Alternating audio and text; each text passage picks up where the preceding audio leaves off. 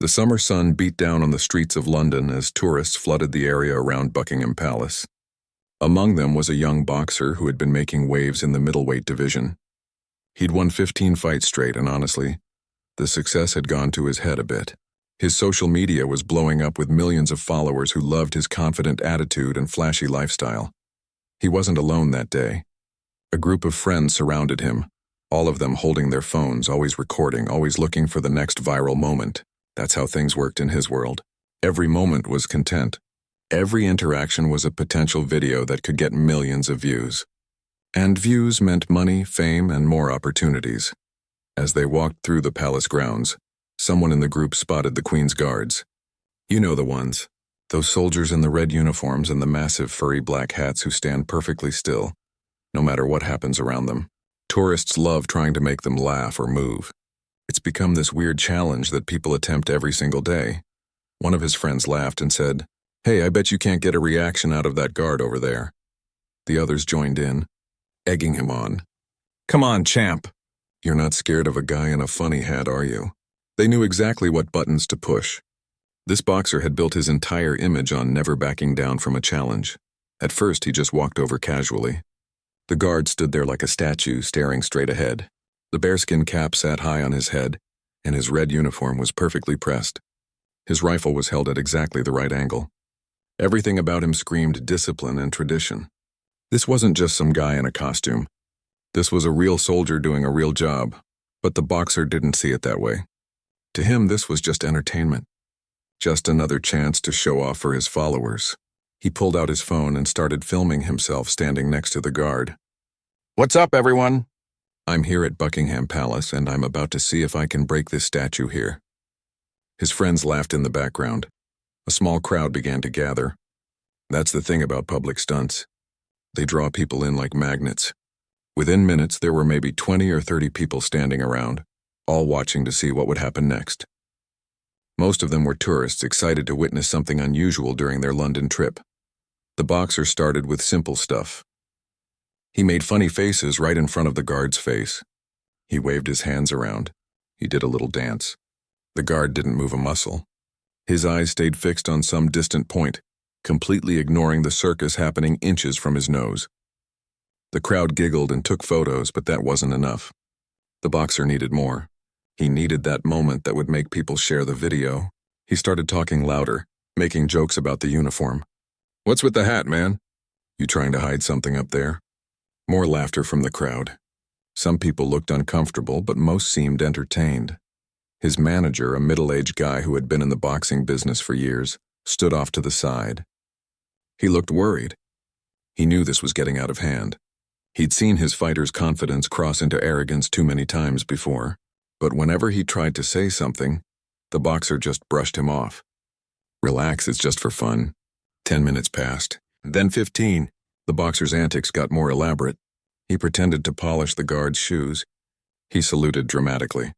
He mimicked the guard's posture in an exaggerated way. Each time the crowd laughed, he felt encouraged to push further. That's the dangerous thing about attention. It's addictive. You always want more of it. The guard, meanwhile, showed absolutely nothing. No anger, no amusement, no frustration. It was like watching someone who had achieved complete control over every muscle in their body. His breathing was steady. His posture was perfect. He was doing exactly what he'd been trained to do, no matter how difficult or annoying the situation became. Some tourists started to feel uncomfortable with how far things were going. An older couple whispered to each other and walked away. A woman with children gently pulled them back, not wanting them to be part of whatever this was becoming. But plenty of others stayed, phones held high, recording every second. The boxer's friends kept encouraging him. "Come on, do something bigger. This is gold." They saw the view counts rising in their heads.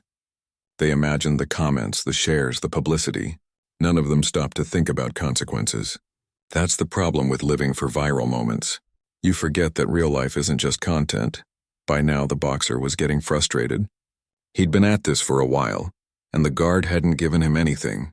Not a smile, not a frown, not even a slight movement of the eyes. He started to see it as a personal challenge, like this guard was disrespecting him by not reacting.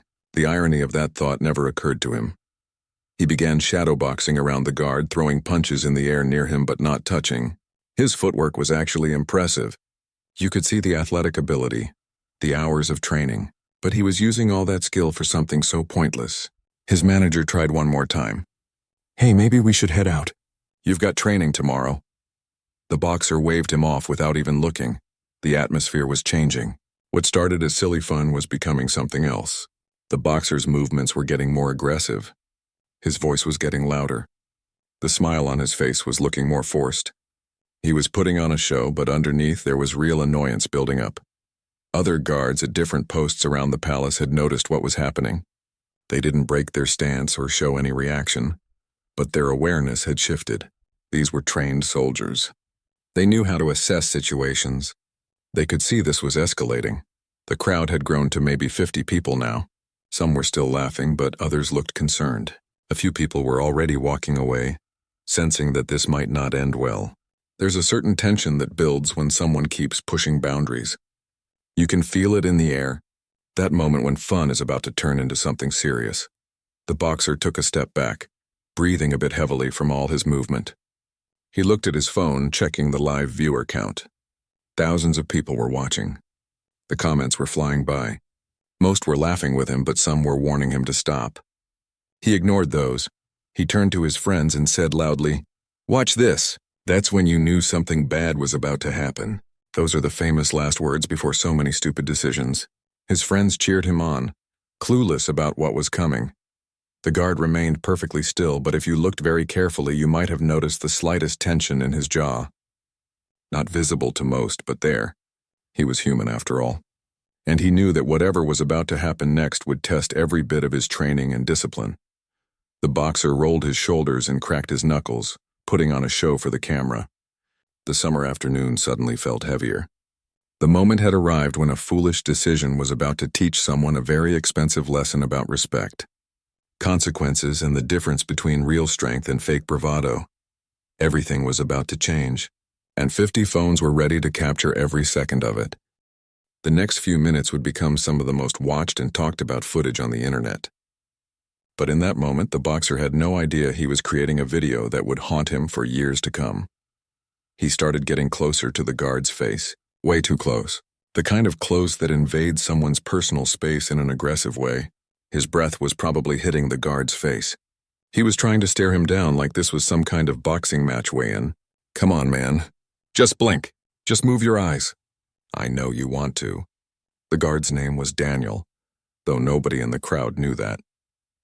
He was 26 years old and had served in the British Army for 7 years. He'd done tours in difficult places. He'd faced actual danger. And now he was dealing with this, but his training kicked in like it always did. His mind went to a calm place, blocking out the noise and the disrespect. He focused on a point in the distance and stayed there mentally.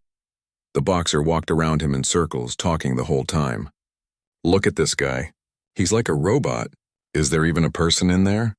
The crowd laughed nervously. Some people were starting to pull out their own phones now, not because they thought it was funny, but because they sensed this might become a news story. One tourist, a teacher from Germany, turned to her husband and said quietly, "This is not right. We should go." But her husband wanted to see what happened. That's human nature, isn't it? We say we don't like conflict, but we can't look away from it either. The boxer then did something that made several people in the crowd gasp. He started mocking the way the guard stood. He puffed out his chest in an exaggerated way and made his face look stupid on purpose. He was basically saying that being a royal guard was a joke, that all this tradition and discipline was something to laugh at. His friends were eating it up. "Oh man, this is perfect. Keep going." They were already thinking about the money they'd make from this content. Ad revenue, sponsorship deals, the whole thing.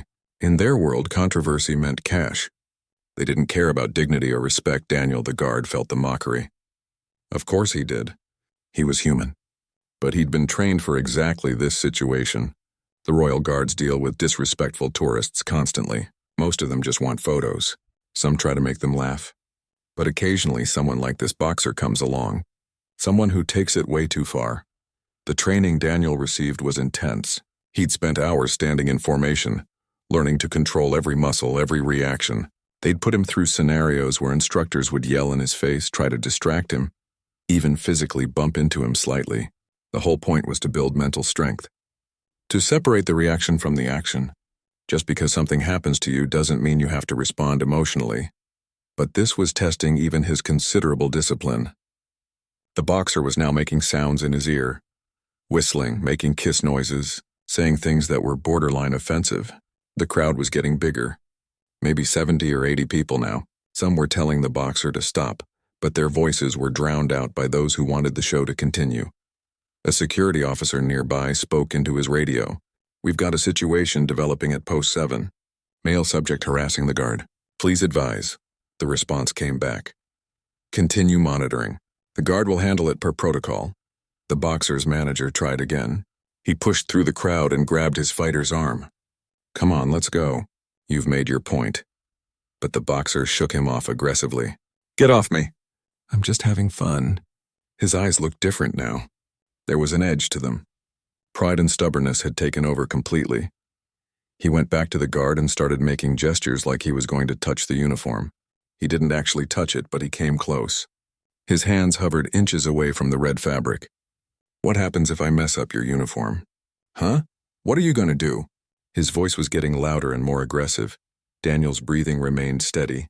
In through the nose, out through the mouth, slow and controlled. He'd learned in training that controlling your breath controls your mind. His sergeant's voice echoed in his head from years ago. "They can insult you, mock you, even touch you, but they cannot make you break unless you let them." The boxer then picked up a leaf from the ground and pretended like he was going to put it on the guard's hat.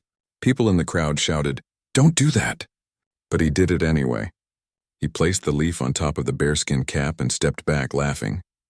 "Look, I decorated him. He's fashion now." That's when an older British man in the crowd spoke up loudly. "Show some bloody respect. That's a soldier, not your entertainment." A few people clapped in agreement. But the boxer just turned to him and said, "Relax, old man. It's just jokes."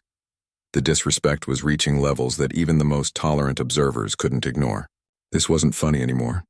This was a young man with no sense of boundaries, no understanding of what these guards represented, and no thought for consequences. Daniel remained motionless. The leaf sat on his cap. He couldn't brush it off. That would be breaking his stance. So it stayed there, a symbol of the humiliation he was enduring with quiet dignity. Inside, he was counting. A technique he'd learned. When things got difficult, count to 100. Focus on the numbers. Let everything else fade away. The boxer started shadowboxing again, but this time his punches were coming closer to the guard's body. Not hitting, but close enough that you could feel the wind from them. His knuckles passed within inches of the uniform. The crowd went silent. This had crossed from disrespectful into threatening. One of his friends sensed it too. "Hey, maybe that's enough, yeah? We got great content." But the boxer was too far gone. He was performing now, not just for the camera, but for his own ego. He needed to prove something. To himself. To the crowd. To this guard who wouldn't give him the satisfaction of a reaction. He threw a combination in the air near the guard's head. Left jab, right cross, left hook. His form was actually perfect. Years of training evident in every movement. But he was using all that skill for something so stupid, so wasteful. Daniel could feel the air movement from the punches. His eyes didn't move, but his awareness was total. He knew exactly where every punch was. Combat training had taught him to sense attacks without looking directly at them. He was ready.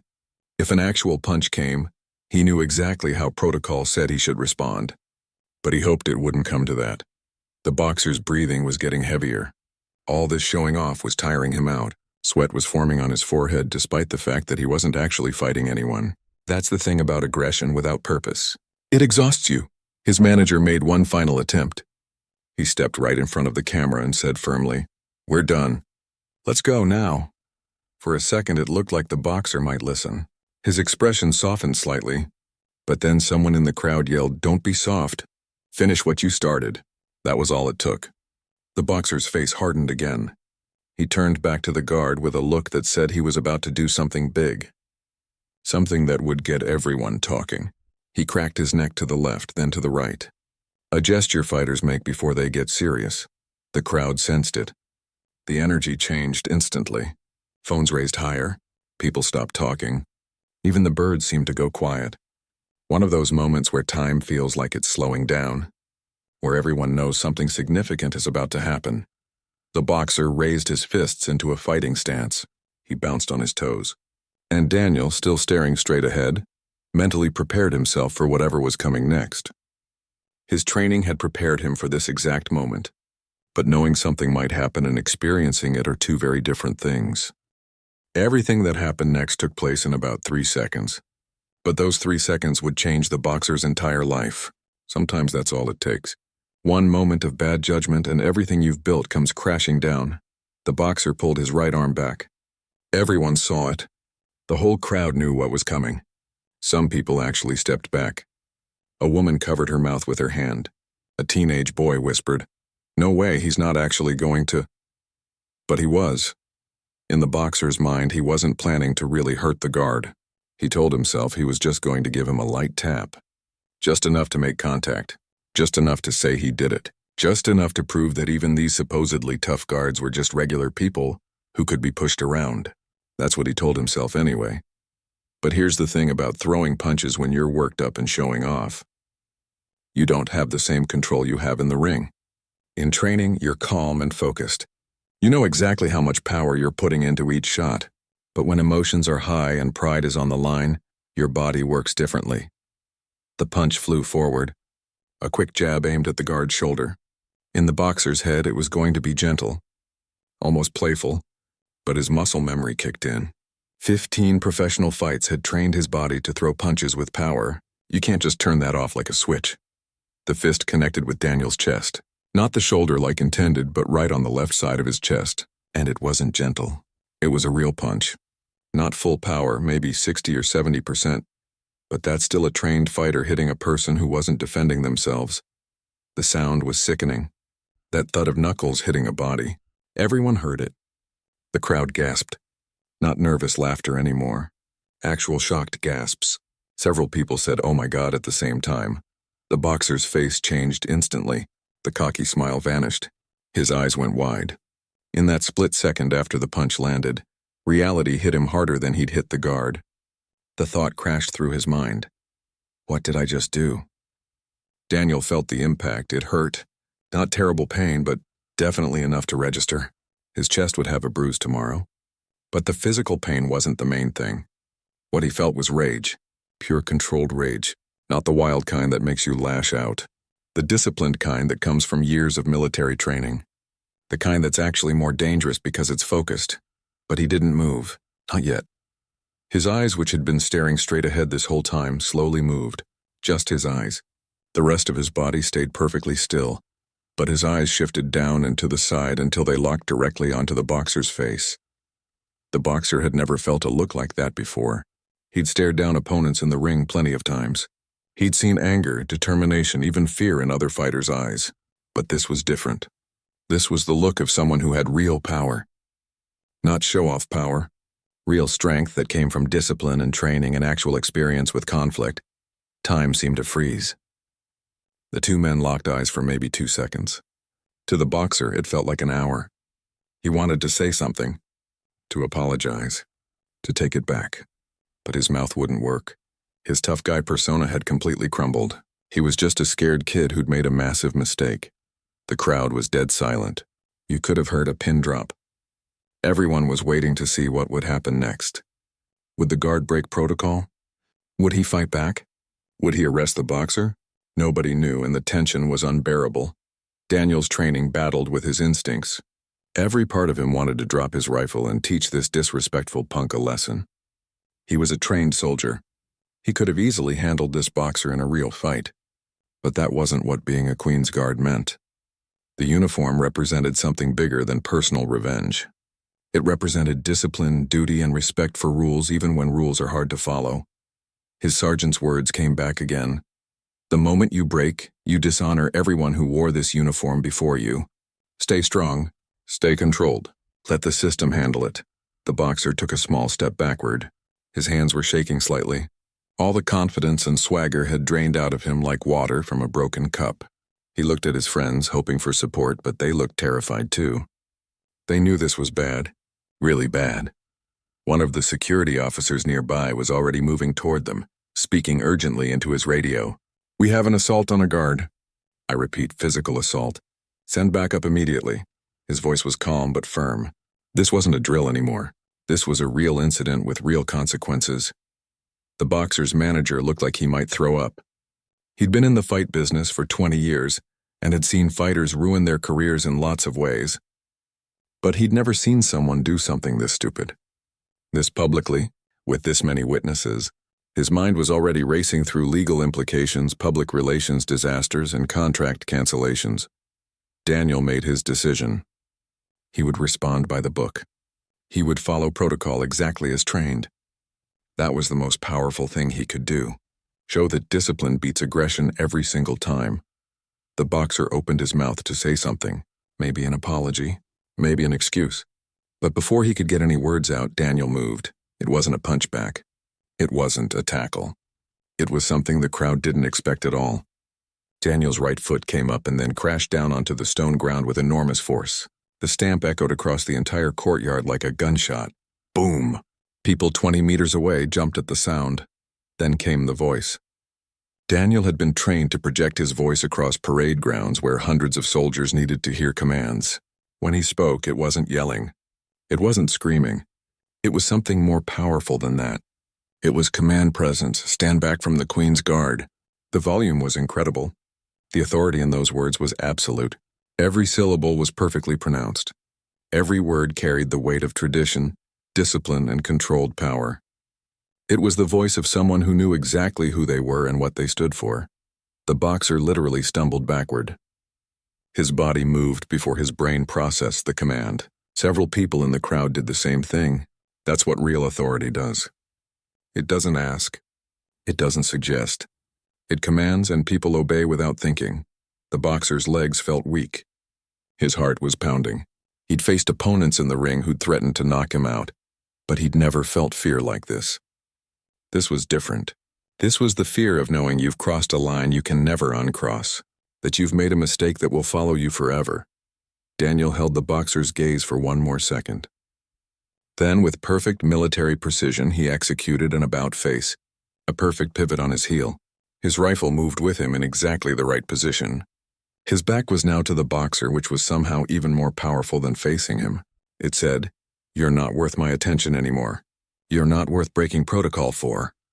He began marching toward the guardhouse. Every step was exact. Left, right, left, right. His posture was perfect. His head was high. Despite being assaulted, despite being disrespected, despite having every reason to be angry, he was showing what real strength looked like. The crowd watched in amazement. Several people started clapping. Then more joined in. Within seconds, there was genuine applause for the guard. Not for violence, not for revenge, but for discipline, for control, for showing that the best response to disrespect isn't more disrespect. The boxer stood there alone now in the space the crowd had created around him. His friends had backed away. Strangers were looking at him with disgust. And he knew deep in his gut that his life had just changed forever. The punch had taken 3 seconds. The consequences would last years. The applause continued as Daniel marched away with perfect precision. Each step was measured and exact, his boots hitting the stone ground with rhythmic authority. The crowd had witnessed something they'd never forget. Not a fight, not violence, but something much more powerful, absolute self-control in the face of aggression. What happened in those moments after the punch taught everyone watching a lesson they hadn't expected to learn that day. The boxer had demonstrated physical power. Anyone could see he was strong and trained. But Daniel had shown something far more impressive. He'd shown mental strength, the kind that takes years to develop. The kind you can't fake or buy or learn from a YouTube video. People in the crowd started talking excitedly among themselves. Did you see that? He didn't even flinch. That voice, though. I got chills. Their phones were still recording, but now the tone was completely different. They weren't recording entertainment anymore. They were documenting a moment of genuine human excellence. An older veteran in the crowd, a man in his 70s who'd served in the army decades ago, had tears in his eyes. He turned to his wife and said, "That's what we were taught. That's the discipline we learned. I'm so proud of that young man." His wife squeezed his hand, understanding the emotion behind his words. The boxer just stood there, frozen. His brain was trying to process what had just happened. He'd expected a fight. He'd even hoped for one in a twisted way, because at least then he could have defended himself, made it look like a mutual thing. But this complete dismissal, this display of superiority without even engaging in conflict, he had no response to that. Security officers were approaching now, 3 of them converging from different directions. They weren't running. They didn't need to. The boxer wasn't going anywhere. He looked like a statue himself now, unable to move, the reality of the situation crushing down on him. The lead security officer, a tall man with gray hair and a serious expression, walked up to the boxer calmly. "Sir, I'm going to need you to come with me. You've committed an assault against a member of Her Majesty's Armed Forces. Do you understand?" The boxer nodded weakly. His voice came out small and cracked. I didn't mean to. It was just supposed to be." He couldn't even finish his sentences. What could he say? There were dozens of witnesses, hundreds of videos. There was no explaining this away. His friends were backing away further now. The same guys who'd encouraged him, who'd laughed and cheered him on, were suddenly very interested in being somewhere else. One of them actually turned and walked away quickly, pretending he'd never been part of this group. That's what happens when things get real. Fair-weather friends disappear like smoke. The manager stayed, though. To his credit, he didn't abandon his fighter. He stepped forward and said to the officer, "I'm his manager. Can I stay with him?" The officer nodded. "You can accompany him to the station, but he'll need to be questioned." Meanwhile, Daniel had reached the guardhouse. Other guards were inside, and they could see what had happened through the windows. One of them, a corporal who'd served with Daniel for 2 years, approached him. "You all right, mate?" Daniel allowed himself to relax slightly, now that he was away from public view. He rolled his shoulder where the punch had landed. "I'm fine. Chest is a bit sore, but nothing serious." His voice was normal now, no longer that commanding boom, just a regular guy talking to a colleague. The corporal shook his head in amazement. "That was textbook, Daniel. Absolutely textbook. The way you handled that. Command presence like I've never seen. The lads are going to be talking about this for years." Daniel allowed himself a small smile. "Just did what we're trained to do. Can't let them see they got to us, can we?" But inside he was still processing his own emotions. The anger hadn't completely faded. The feeling of being disrespected still stung. But he'd channeled it properly. That's what mattered. A senior officer entered the guardhouse. "I need a statement from you about what happened. Are you injured? Do you need medical attention?" "No, sir, I'm fine. Ready to give my statement whenever needed." Back outside, the boxer was being led away. The crowd parted to let the security officers through. As he walked, he could hear the whispers. "What an idiot. He's done for. Can't believe someone would do that." Each comment was like a knife. His cheeks burned with shame. Someone in the crowd, a young woman with her phone out, shouted at him, "You should be ashamed of yourself. That guard showed more class in 2 seconds than you've shown your whole life." Others murmured in agreement. The boxer kept his head down. He wanted to disappear, to rewind time, to undo the last 20 minutes. But life doesn't work that way. Actions have consequences, and he was about to learn that lesson the hard way. His phone was buzzing constantly in his pocket. Notifications going crazy. His social media was probably exploding, but he couldn't even look at it now. The security officers guided him toward a building where he'd be processed. His manager walked beside him, silent, probably thinking about how to minimize the damage. The crowd began to disperse slowly, but the energy remained charged. People gathered in small groups, replaying what they'd witnessed. Some were pulling up the videos they'd recorded, watching them again, unable to believe what they'd seen. A father crouched down to his young son, maybe 8 years old, who'd watched the whole thing. "Do you understand what happened here?" he asked gently. The boy thought for a moment. The guard was stronger because he didn't hit back. His father smiled. "Exactly right. Being strong isn't about fighting. It's about controlling yourself." That guard could have hurt that man easily, but he chose not to. That's real strength. The boy nodded seriously, and you could see the lesson sinking in. That's the thing about moments like this. They teach lessons that stay with people. That young boy might remember this day for the rest of his life.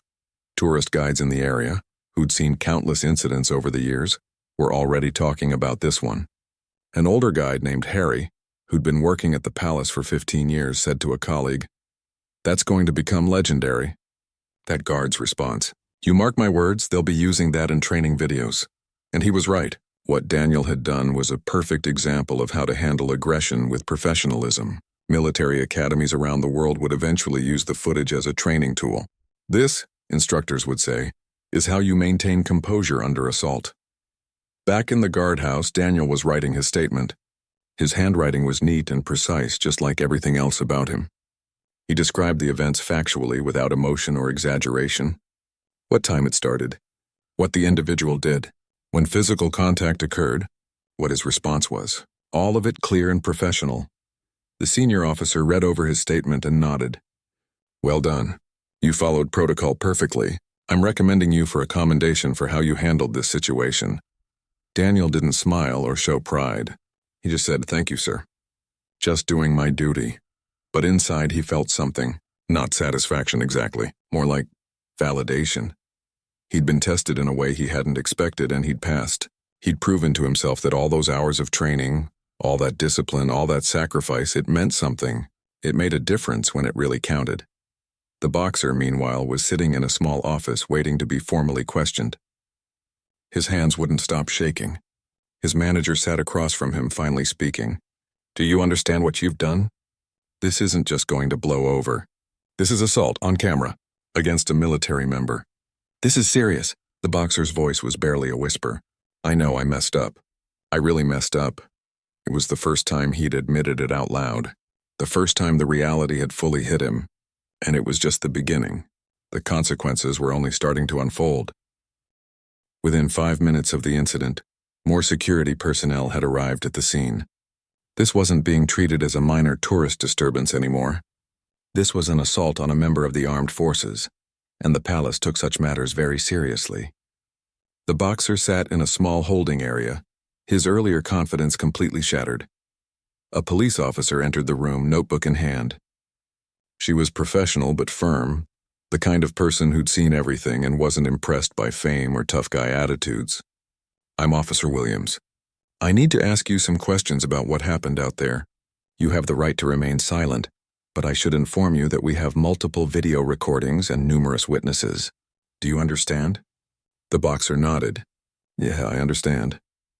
His voice sounded nothing like it had just 30 minutes ago when he was showing off for the cameras. Now it was quiet, almost childlike. He looked younger somehow, like the tough exterior had melted away to reveal someone who was just scared. "Why did you strike the guard?" Officer Williams asked directly. He struggled to find words. How could he explain it? That he was showing off? That he wanted views and likes? That he thought it would be funny? Every explanation sounded pathetic in his own head. Finally, he said, "I wasn't thinking. I got caught up in the moment. It was stupid. Really, really stupid. It was more than stupid, sir. It was assault. That guard was performing his official duties and you physically attacked him. This is a criminal matter." The weight of those words hit him like a physical blow. Criminal matter. He'd never been in real legal trouble before. Sure, he'd had some minor stuff as a teenager, nothing serious. But this was different. This was the kind of thing that could follow you forever. His manager was on the phone outside, already trying to do damage control.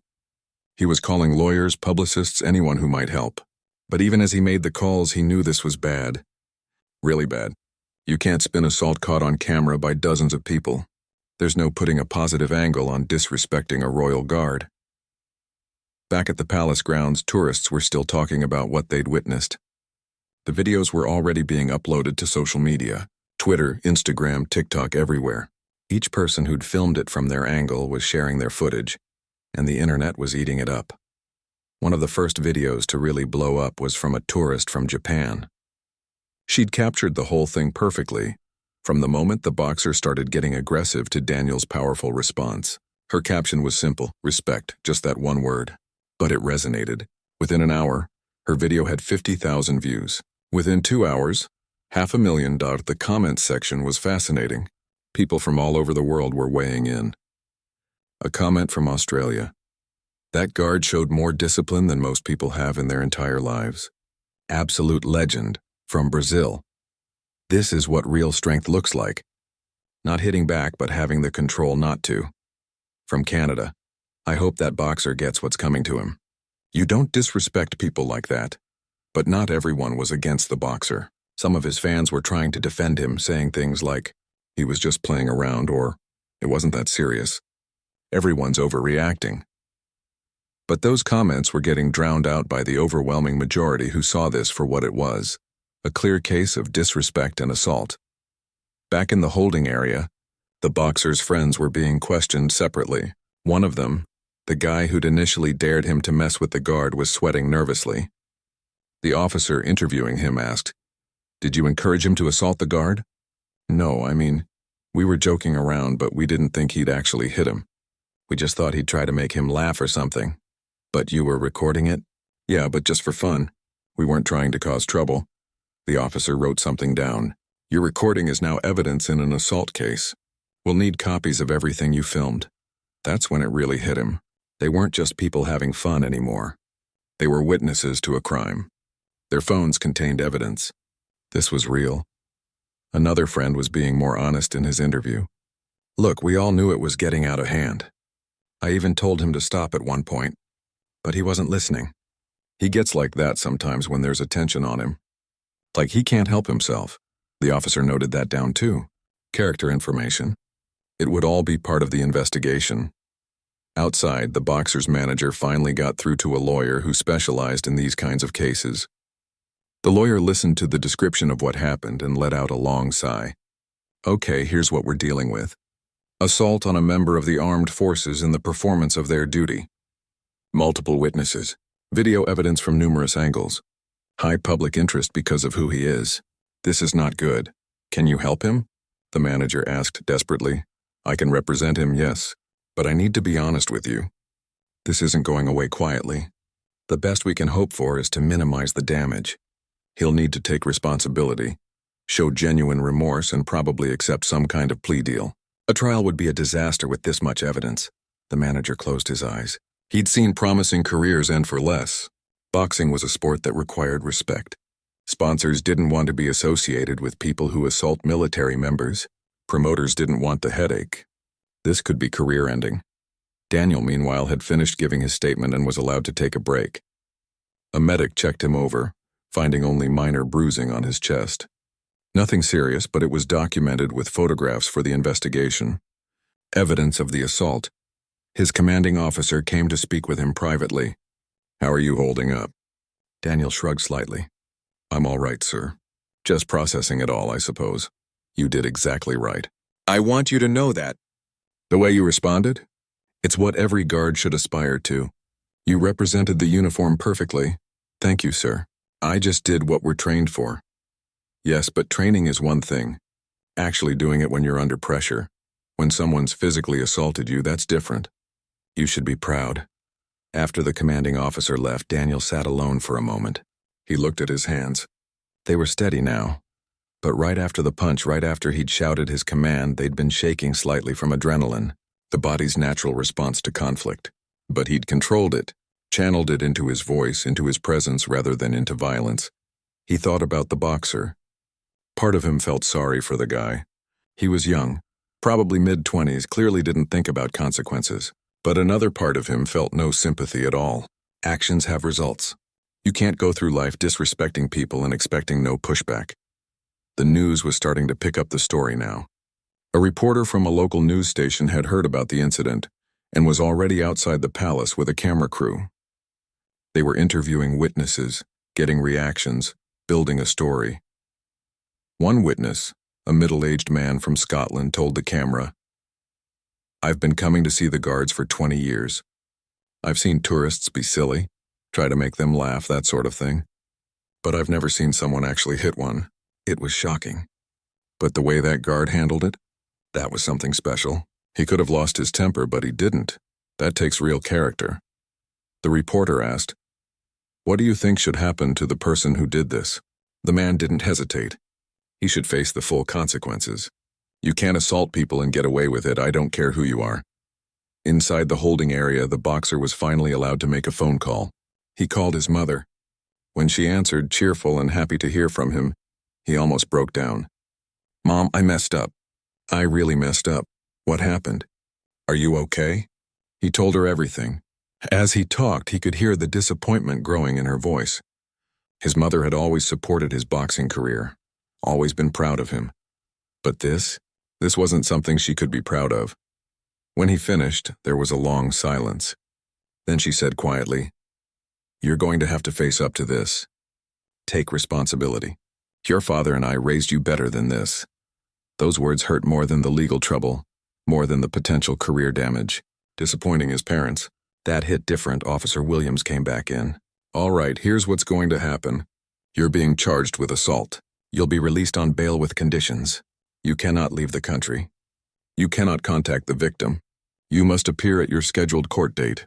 Do you understand all of this?" He nodded, signing the papers she put in front of him. His hands shook as he wrote his signature. Just a few hours ago, he'd been on top of the world. Now he was facing criminal charges, potential jail time, and the destruction of everything he'd worked for. Welcome to consequences. They hit harder than any punch. By the time the boxer got back to his hotel that evening, the internet had exploded. The story was everywhere, not just on social media but on actual news websites. BBC, CNN, sports networks, everyone was covering it. The headline variations were brutal. Professional boxer assaults Royal Guard. Athlete attacks soldier at palace. Fighter's career in jeopardy after shocking assault. He sat on his hotel bed, phone in hand, scrolling through the damage. His social media notifications had completely broken. Thousands upon thousands of comments, mentions, messages. Most of them were not supportive. His Instagram post from earlier that day, the one where he'd been excited about visiting London, was now flooded with angry comments. "Delete your account. You're a disgrace. Hope they throw the book at you. That guard showed you what real strength is." On and on it went. An endless stream of criticism and anger. But it wasn't just random people online. Other fighters were commenting too. Respected boxers, champions, people he'd looked up to his whole life. One legendary heavyweight wrote, "This isn't what boxing is about. We're taught discipline and respect. This kid has neither. Shameful." A famous trainer posted, "I've trained fighters for 30 years. If someone in my gym did what I saw in that video, they'd never train with me again. Period." The comments stung because they were true. The boxing community valued respect and discipline. You're taught from day one that the skills you learn in the gym are serious. You don't use them to bully people. You don't show off by threatening those who can't fight back. It goes against everything the sport stands for. His sponsors were already moving away from him. The athletic wear company that had a deal with him posted a statement. "We've decided to end our partnership effective immediately. The behavior displayed does not align with our values." They didn't even mention his name, just dropped him like he was nothing. An energy drink company he'd promoted for 8 months did the same thing. Their statement was even more direct. "We support athletes who show character both in and out of competition. This is not that." Each sponsorship that dropped him was worth tens of thousands of dollars. Some were six-figure deals. In one afternoon, he'd lost more money than most people make in years. And it wasn't stopping. His manager was fielding calls from other sponsors, all wanting to pull out of their agreements. But something else was happening online too. Something he didn't expect. Daniel, the guard, was becoming a hero. People were digging up information about him, sharing his story. Someone found out he'd served overseas, had medals for his service. Another person discovered he volunteered at a youth center teaching discipline and fitness to underprivileged kids. A military appreciation page posted the video with the caption, "This is what discipline looks like. This is what training produces. This is what real strength is." It got millions of views. The comments were incredible. "I served in the Marines for 20 years and I can tell you that level of self-control is rare. That guard is the real deal. My son wants to be a soldier someday. I showed him this video and told him this is the standard to aim for. Forget superheroes. This man is who kids should look up to." Daniel wasn't on social media personally, so he didn't see most of this at first. He'd gone home after giving his statement, had dinner with his girlfriend and tried to relax. She'd heard about what happened from a friend who'd seen it online. "Are you okay?" she asked, concern in her eyes. He nodded. "Yeah, I'm fine. Bit sore, but nothing serious. More annoyed than anything. People like that, they think the world revolves around them." She hugged him. "I'm proud of you. For how you handled it. I just did my job." "No," she said firmly. You did more than that. You showed character. That matters. Meanwhile, the boxer's past was being examined online. People were digging through his old social media posts, finding patterns of arrogant behavior, videos of him being rude to servers at restaurants, posts where he'd mocked other fighters, comments where he'd been disrespectful to fans. Someone made a compilation video called A History of Disrespect that showed various moments from his social media over the years. It painted a picture of someone who'd let a little bit of success go completely to his head. The video went viral, getting shared across platforms. Boxing forums were having intense debates about him. Some people argued he deserved a second chance, that one mistake shouldn't end a career. But more people pointed out this wasn't just one mistake. This was a pattern of behavior that had finally caught up with him. A respected boxing journalist wrote an article titled "When Talent Isn't Enough." The piece discussed how some fighters have all the physical gifts, but lack the mental maturity and character to sustain success. The boxer was used as the primary example. He has quick hands, good footwork, and legitimate power, the journalist wrote. But none of that matters if you don't have respect for others and self-control. What we saw at Buckingham Palace wasn't a momentary lapse. It was the reveal of who he really is when the cameras are rolling and he thinks he's untouchable. The article went on to compare him to other fighters who'd had successful careers because they paired talent with discipline. The contrast was devastating. His upcoming fight, which was supposed to be a big opportunity for him, was canceled. The promoter released a statement saying they couldn't move forward with someone facing criminal charges. That fight would have been his biggest payday yet. Now it was gone. Other fighters who'd been scheduled to face him in future bouts were pulling out too. Not because they were scared of him, but because they didn't want to be associated with him. Your reputation in boxing matters. Nobody wanted to be the guy who fought the guard attacker. Television networks that had been interested in featuring him were backing away. A sports documentary series that had approached him about doing an episode quietly canceled it. A reality show about young fighters removed him from their planned cast. His trainer, a man who'd worked with him for 3 years, called him that evening. The conversation was hard. "I can't keep training you. I'm sorry, but I have other fighters in the gym. I have a reputation. What you did, I can't be associated with that," the boxer tried to argue. "Coach, please. I made a mistake. I need you now more than ever." "You made a choice," his trainer corrected. "A mistake is when you trip. A choice is when you decide to punch someone who isn't fighting back. Those are different things." The call ended. Another relationship damaged, maybe permanently. His friends from the incident were dealing with their own fallout. The guy who dared him to mess with the guard was getting destroyed online. People had identified him from the videos and were sending him hate messages. "You're just as bad as him. You encouraged this. You should be charged too." He posted an apology on his social media. "I'm sorry for my part in what happened. It was wrong and I regret it, but people weren't accepting it. Too little, too late," the comment said.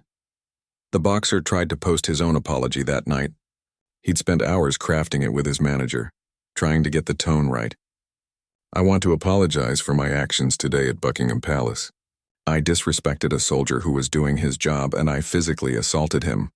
There's no excuse for what I did. I was wrong and I'm deeply sorry to the guard, to the military community, and to everyone I disappointed." The post got attention, but not the kind he wanted. Most people didn't believe the apology was genuine. They thought it was just damage control. "You're only sorry you got caught. This is PR nonsense and too late for apologies now."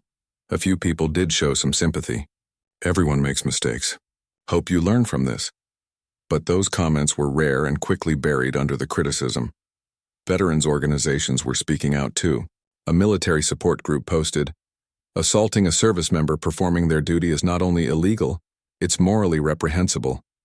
We stand with the guard and hope justice is served."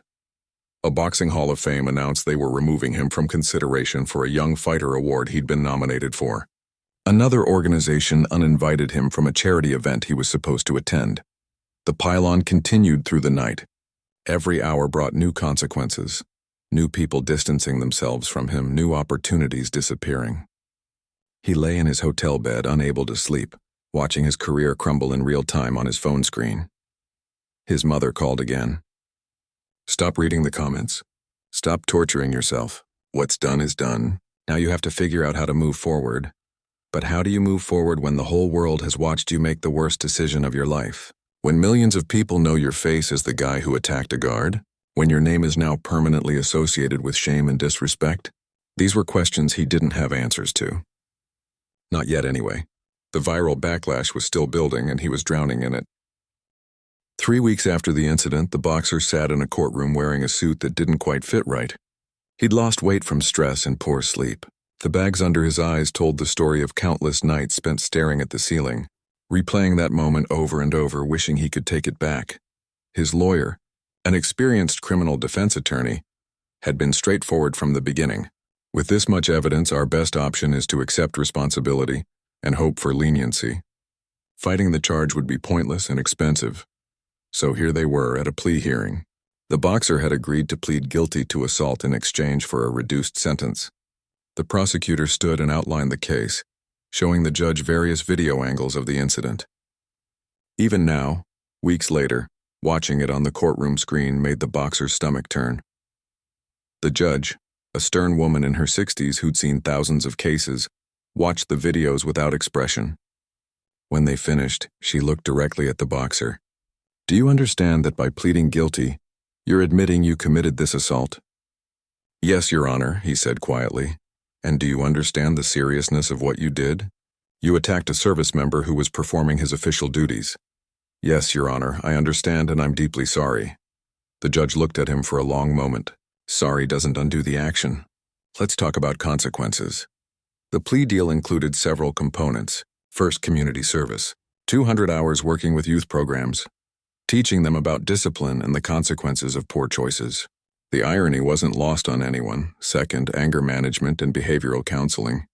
Mandatory sessions twice a week for 6 months, then once a week for another 6 months. He'd have to learn to control his impulses, to think before acting, to understand why he'd made such a terrible decision.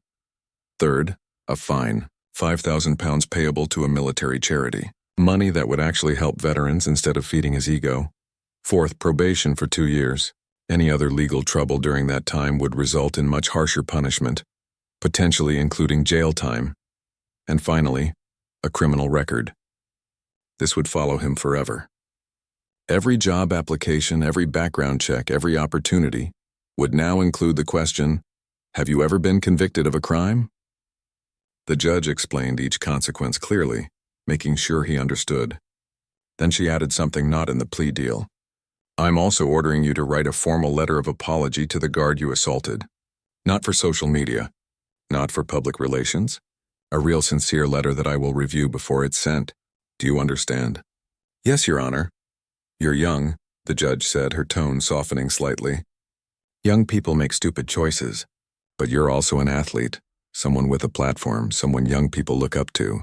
That comes with responsibility. You failed that responsibility spectacularly. I hope you use this experience to become better."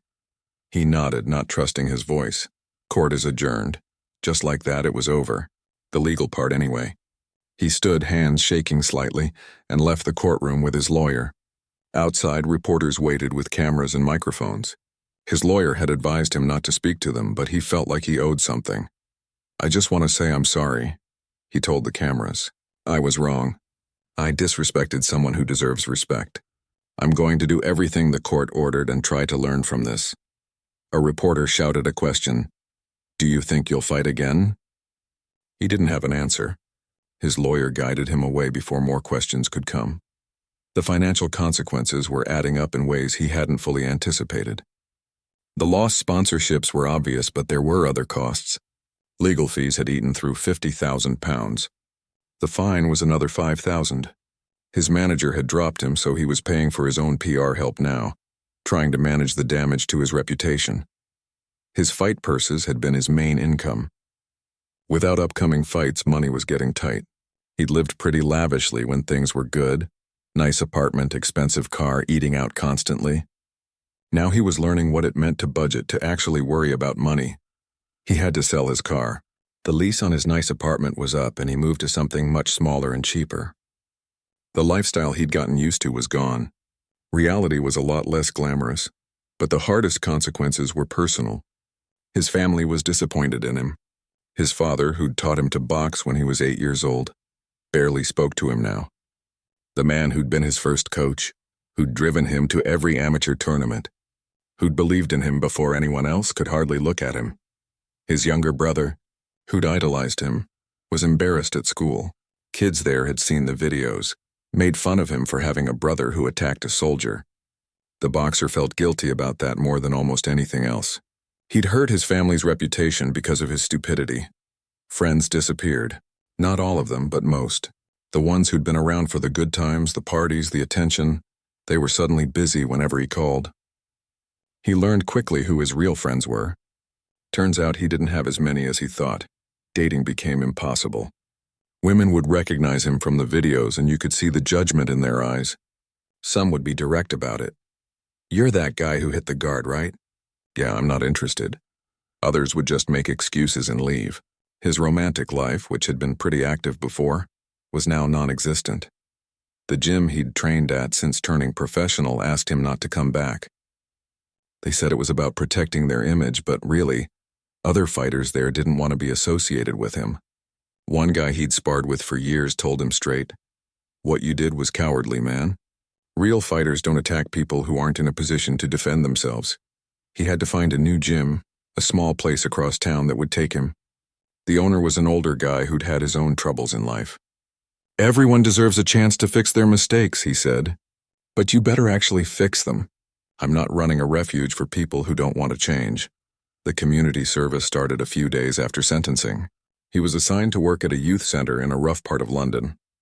Kids aged 10 to 16, many from difficult backgrounds, some already in trouble with the law themselves. The first day was awkward. The kids knew who he was. They'd seen the videos. One of them, a 13-year-old, asked him directly, "Why'd you hit that soldier? He wasn't even doing anything to you." The boxer thought about giving some excuse, but the program coordinator had told him to be honest with the kids. "I was being arrogant. I thought I was tough because I could fight. But real toughness is what that guard showed. Control, discipline. I didn't have that, and I'm here because I need to learn it." The kid nodded slowly, processing that. "So you messed up?" "Yeah, I messed up. Big time." Over the following weeks, he worked with these kids, taught them basic boxing techniques, but more importantly, talked to them about choices and consequences, about how one stupid decision can change your whole life. They listened because he wasn't some adult who'd never made mistakes. He was living proof of what happens when you don't think. The counseling sessions were hard. The therapist made him dig into why he'd become so arrogant, why he'd needed attention so badly, why he'd valued being tough over being good. It wasn't comfortable, looking at yourself that honestly, but it was necessary. One session he broke down crying. All the stress, shame, and regret just poured out. The therapist handed him tissues and waited. When he'd composed himself, she said, "That's the first real emotion you've shown in our sessions. That's good. That's progress." His mother visited him at his new, smaller apartment. She looked around at the sparse space, so different from where he'd been living before. "How are you doing, really?" "I'm surviving," he said. Taking it day by day, she hugged him. "I'm still disappointed in what you did, but I'm proud that you're facing the consequences instead of running from them. That takes courage, too." Those words meant more than she probably knew. He'd felt like a complete failure, like he'd ruined everything. But hearing that there was still something to be proud of, even if it was just facing his mistakes properly, gave him a small piece of hope. The letter to Daniel took him 3 days to write. He went through dozens of drafts trying to express genuine remorse without making it sound like he wanted something in return. Finally, he settled on simple honesty. He apologized for the assault, acknowledged how wrong it was, and thanked Daniel for showing him what real discipline looked like. He didn't ask for forgiveness. He just wanted Daniel to know he was genuinely sorry. The judge approved the letter and it was sent. He didn't know if Daniel would read it or care, but he'd done what he needed to do. Consequences are heavy. They pile up in ways you don't expect. But facing them, really facing them instead of running, that's how you start to rebuild. It doesn't happen quickly. It doesn't erase what you did, but it's a start. 3 weeks after the incident, the boxer sat in a courtroom wearing a suit that didn't quite fit right. He'd lost weight from stress and poor sleep. The bags under his eyes told the story of countless nights spent staring at the ceiling, replaying that moment over and over, wishing he could take it back. His lawyer, an experienced criminal defense attorney, had been straightforward from the beginning. With this much evidence, our best option is to accept responsibility and hope for leniency. Fighting the charge would be pointless and expensive, so here they were at a plea hearing. The boxer had agreed to plead guilty to assault in exchange for a reduced sentence. The prosecutor stood and outlined the case, showing the judge various video angles of the incident. Even now, weeks later, watching it on the courtroom screen made the boxer's stomach turn. The judge, a stern woman in her 60s who'd seen thousands of cases, watched the videos without expression. When they finished, she looked directly at the boxer. "Do you understand that by pleading guilty, you're admitting you committed this assault?" "Yes, Your Honor," he said quietly. "And do you understand the seriousness of what you did? You attacked a service member who was performing his official duties." "Yes, Your Honor. I understand, and I'm deeply sorry." The judge looked at him for a long moment. "Sorry doesn't undo the action. Let's talk about consequences." The plea deal included several components. First, community service. 200 hours working with youth programs, teaching them about discipline and the consequences of poor choices. The irony wasn't lost on anyone. Second, anger management and behavioral counseling. Mandatory sessions twice a week for 6 months, then once a week for another 6 months. He'd have to learn to control his impulses, to think before acting, to understand why he'd made such a terrible decision. Third, a fine, £5,000 payable to a military charity, money that would actually help veterans instead of feeding his ego. Fourth, probation for 2 years. Any other legal trouble during that time would result in much harsher punishment, potentially including jail time. And finally, a criminal record. This would follow him forever. Every job application, every background check, every opportunity would now include the question, "Have you ever been convicted of a crime?" The judge explained each consequence clearly, making sure he understood. Then she added something not in the plea deal. "I'm also ordering you to write a formal letter of apology to the guard you assaulted. Not for social media, not for public relations. A real, sincere letter that I will review before it's sent. Do you understand?" "Yes, Your Honor." "You're young," the judge said, her tone softening slightly. "Young people make stupid choices, but you're also an athlete, someone with a platform, someone young people look up to. That comes with responsibility. You failed that responsibility spectacularly. I hope you use this experience to become better." He nodded, not trusting his voice. Court is adjourned. Just like that, it was over. The legal part, anyway. He stood, hands shaking slightly, and left the courtroom with his lawyer. Outside, reporters waited with cameras and microphones. His lawyer had advised him not to speak to them, but he felt like he owed something. "I just want to say I'm sorry," he told the cameras. "I was wrong. I disrespected someone who deserves respect. I'm going to do everything the court ordered and try to learn from this." A reporter shouted a question. "Do you think you'll fight again?" He didn't have an answer. His lawyer guided him away before more questions could come. The financial consequences were adding up in ways he hadn't fully anticipated. The lost sponsorships were obvious, but there were other costs. Legal fees had eaten through £50,000. The fine was another $5,000. His manager had dropped him, so he was paying for his own PR help now, trying to manage the damage to his reputation. His fight purses had been his main income. Without upcoming fights, money was getting tight. He'd lived pretty lavishly when things were good. Nice apartment, expensive car, eating out constantly. Now he was learning what it meant to budget, to actually worry about money. He had to sell his car. The lease on his nice apartment was up, and he moved to something much smaller and cheaper. The lifestyle he'd gotten used to was gone. Reality was a lot less glamorous, but the hardest consequences were personal. His family was disappointed in him. His father, who'd taught him to box when he was 8 years old, barely spoke to him now. The man who'd been his first coach, who'd driven him to every amateur tournament, who'd believed in him before anyone else, could hardly look at him. His younger brother, who'd idolized him, was embarrassed at school. Kids there had seen the videos, made fun of him for having a brother who attacked a soldier. The boxer felt guilty about that more than almost anything else. He'd hurt his family's reputation because of his stupidity. Friends disappeared. Not all of them, but most. The ones who'd been around for the good times, the parties, the attention, they were suddenly busy whenever he called.